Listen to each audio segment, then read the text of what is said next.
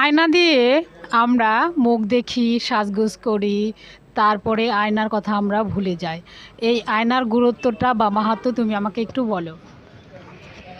হ্যাঁ, আয়না এমনই একটি জিনিস, সেই জিনিস মানুষকে সত্য এবং নিজের রূপ কী রকম সেটা দেখতে সাহায্য করে।